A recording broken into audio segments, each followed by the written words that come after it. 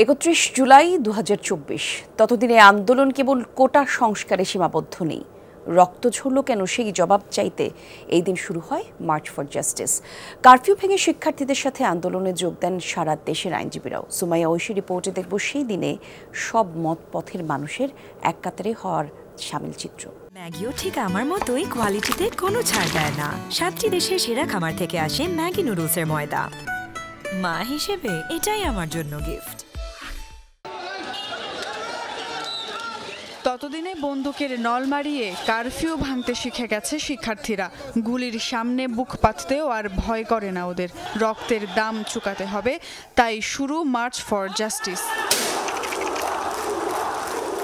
March for justice কর্মসূচিতে যোগ দিতে 31 তারিখ বেলা 12টার দিকে দোয়েল চত্বরে জড়ো হতে থাকেন শিক্ষক শিক্ষার্থীরা। আন্দোলনে যুক্ত হয় বুয়েটের তরুণ তরুণীরাও। পুলিশি বাধা উপেক্ষা করে হাইকোর্ট অভিমুখে যেতে থাকে মানুষের স্রোত। এ সময় আটক করা হয় বেশ কয়েকজনকে। এদিকে শিক্ষার্থীদের ডাকে সাড়া দিয়ে হাইকোর্ট প্রাঙ্গণেও শুরু হয় আইনজীবীদের মার্চ ফর জাস্টিস। মিছিল নিয়ে বের হতে চাইলে পুলিশের সঙ্গে হয় ধস্তাধস্তি। ততক্ষণে শিক্ষার্থীরাও এসে যুক্ত হন আইনজীবীদের সঙ্গে। কারফিউ এর শেকল ভাঙা হচ্ছিল গোটা দেশ জুড়ে। রাস্তায় নামেন সারা দেশের শিক্ষার্থী, শিক্ষক, আইনজীবী আর নানা শ্রেণী পেশার মানুষ। চট্টগ্রামে আইনজীবীদের সহায়তায় আদালত প্রাঙ্গণে চলে আন্দোলন। রাজশাহী, খুলনা, দিনাজপুর, ময়মনসিংহ আর টাঙ্গাইল সহ সারা দেশের পরিস্থিতি তখন এক। কোনো চোখ রাঙানিতে আর কাজ হয়নি সেদিন। এদিন বিক্ষোভে শিক্ষার্থীদের ওপর গুলি না করার নির্দেশনা চেয়ে করা রিটের শুনানি হওয়ার কথা ছিল। তবে হাইকোর্ট বেঞ্চের এক বিচারপতি অসুস্থ থাকায় ওই দিন শুনানি হয়নি। আমরা আর কতদিন অপেক্ষা করব যে আমার ঘরে গুলি আসা পর্যন্ত আমি চুপ থাকব? অন্যদিকে পরিস্থিতি বুঝে বর্তমান সাবেক ছাত্রলীগ নেতাদের একত্রিত করার চেষ্টা করছিলেন ওবায়দুল কাদের। তবে দাবার গুটি উল্টে যায়। নিজের দলের নেতাদের কাছে তাকে হতে হয় হেনস্থা।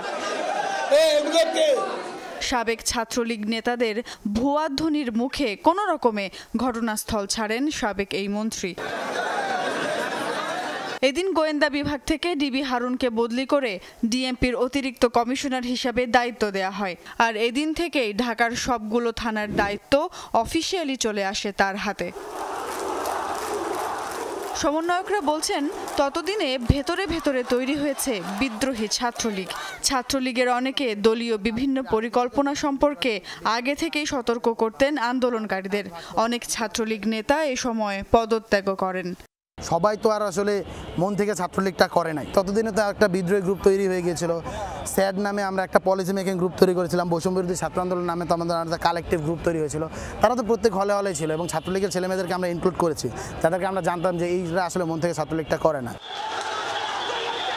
জুলাইয়ের শেষ দিনেই স্পষ্ট হয়ে যায় এই আন্দোলন গণমানুষের।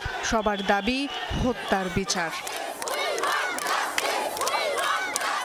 সুমাইয়া ঐশী, যমুনা নিউজ, ঢাকা।